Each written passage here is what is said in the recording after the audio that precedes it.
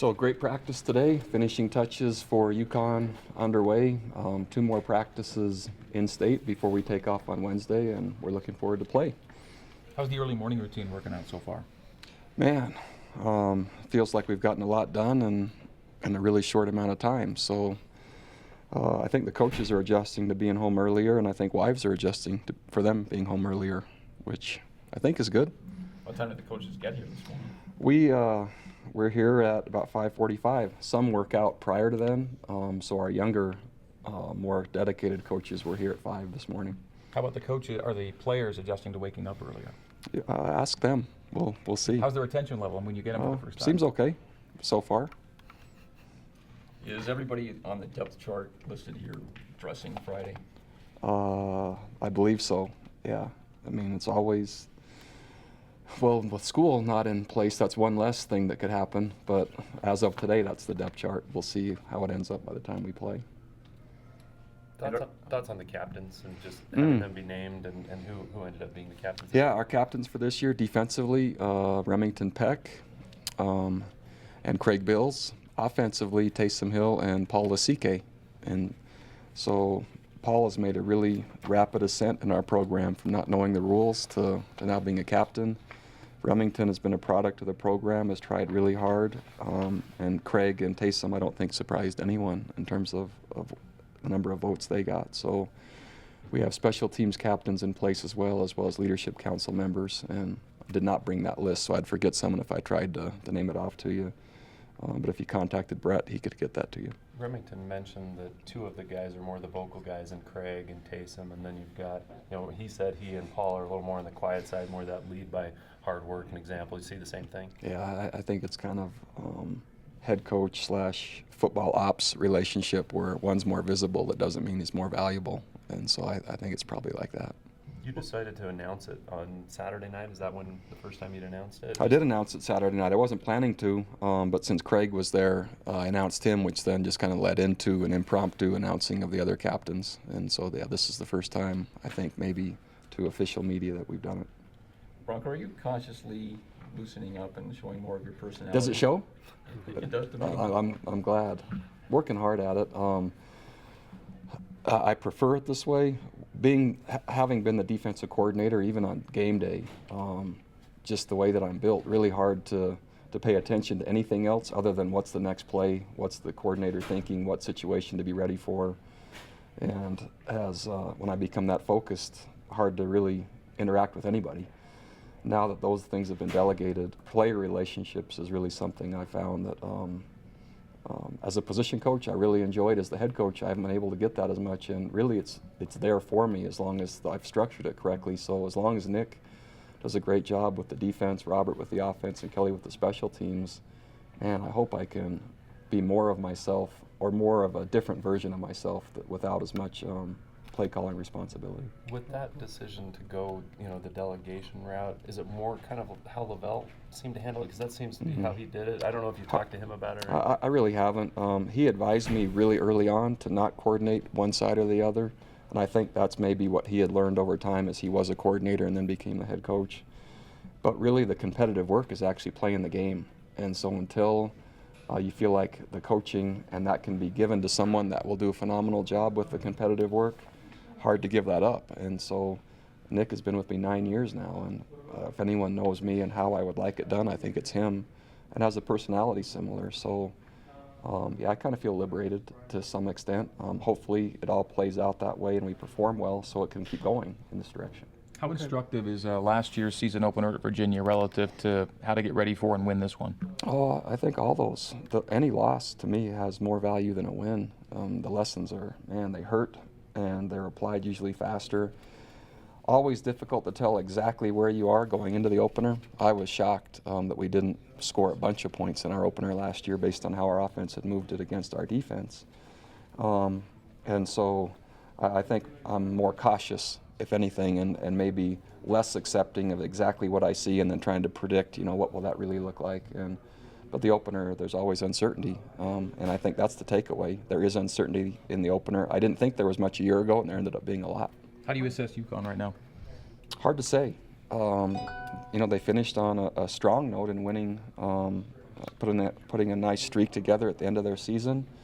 Brand new staff, both sides, what that will look like in terms of chemistry, in terms of effort, in terms of what they do with personnel, even with schemes, hard to know. So that makes me more reserved also in terms of predicting the opener. So certainly capable. I've seen their personnel, certainly capable. What the team will look like, I think the focus has to go more back to us because we can control that. I'm not quite sure what we'll see from them. What kind of camp did Jordan Johnson have? What do you expect from him this season? So Jordan has taken a long road back through his ACL, and a lot of times when the ACL comes back, physically it's ready, but then mentally to be able to trust it, plan off of it, and believe that it's actually back, that's much more difficult. And so it's taken Trent, who had his hurt earlier, I'd say even till the last 8 days where I've really seen him have confidence in it. I'd say Jordan is still probably a week behind what Trent was. However, good news is we've had it tested and it's beyond where it was before it was hurt. And so now it's just adjusting back to it's really okay. A brace sometimes affects you either subliminally or physically, and so getting used to playing in a brace is different. I think ultimately by the end of the season, he'll end up having a fantastic year. How fast? Hard to predict that part. We didn't see him or Robertson Daniel run with the ones in any scrimmages or whatever. How do you kind of explain all of a sudden they're number one on the depth chart? They're really good players, and they're really experienced players. And so, again, anything that happens internally in the program, I don't always share, as you know, and so that's the way I plan to keep it. Do you expect both of them to start against UConn? I would love them both to be able to start. You're going to take your team east so many times this year. Are there any advantages to getting out of town, maybe limiting distractions and getting them to spend some quality time together? There hasn't been many distractions through fall camp because school's not in session. When school starts, that's quite a bit different. So the only advantage really of going early is just it's a long ways. And again, having traveled a year ago, if I would have done it differently and could have, probably would have gone a day earlier. How did the UConn series get set up? Do you I don't remember. In our attempt to have regional games or games in every region of the country, that made sense to us. Originally, I was after Syracuse and would love to have had that as an opener with some of the church history things built in and going a day early. Anyway, it started with Syracuse, then we started looking for who else around there. That's about all I remember. And I'm not sure when they come back. It might be next year, or I haven't looked ahead that far. You guys will travel 22,000 miles, I think, more than maybe any other school but Hawaii and one other. Idaho's next. Yeah, is that something you'll come to expect, like you said, playing in every region? And I think as an independent, what I want is to play the best teams with the most exposure on the biggest stages and as many as we can play. And so we're willing to travel to do it. Still struggling to get people to come here. They like neutral sites, but coming to Provo isn't so appealing for them. And so under our current circumstances, to play our way into national prominence and consideration under the new alignments, I think it's a necessity. How are you managing Bronson Kafusi's reps? And do you feel like he's gotten enough, Coach, to be ready for UConn? I don't think he's gotten enough, but we've loaded him as hard as we could once he showed back up for practice. New position and very few live looks against our offense, so he knows his assignments. That's different than the reactions and the speed in which they come. So I would have liked to have him a week earlier. I saw that Aleto's starting at center. Nobody wants to talk about the offensive line, but I'm going to do it. I saw he's starting at center, but I know Coroma's had a really good camp and has gotten a lot of starting reps. Is that what we're expecting? I would. So again, from whenever I approved that, which I don't remember when I approved it, a very good chance it could have changed already. And so the chance that T-John isn't the starting center probably will be. So crap, it might change again tomorrow or the next day. We've got 2 more practices. I think 4 of the 5 offensive line positions are listed as so-and-so or so-and-so. Is that just because the battles are so tight? Or It actually is, and it's not my ideal. I'd rather have not the or. What's the anti-or? Just I'd rather have 1 deep than 2 deep, put it that way, but we have 2 deep and an or right now. So I'd love one of those ors or 2 or 3 to come off by Friday, if possible. So again, I'd be leery of the 2 deep and say, man, that's Monday's depth chart, the 25th. I'm not promising that's going to be Friday night's depth chart. Will the 10 offensive linemen all travel that are Yeah. listed on the depth chart? Yeah. So at least that's set. And hopefully I can get that down to about 8 once a couple of those oars go off, because I don't think we need 10. I hope we don't. Do you want to travel the backup deep snapper? Be nice. In regards to Paul Asike, what attributes make him such a great teammate and leader? Oh, he's just all work, and he's really humble. The one thing that he and Josh Whippy have in common, our other rugby player, they're so humble and appreciative. And there's not the cultural element of expectation from our United States recruits and who have gone through the process and have had others wanting them. I mean, they're used to hitting each other with no pads and riding buses to games and having a sack lunch. It's refreshing. I know you work really close with your nose tackles. Missing one in particular that we kind of heard about. How do you feel that Tuiloma, and how do you feel about the depth at the nose tackle spot against UConn? I feel good. Travis is really good, and we'll probably play. I would say Logan Teale would get some work there too, and he's a good player. He can play both.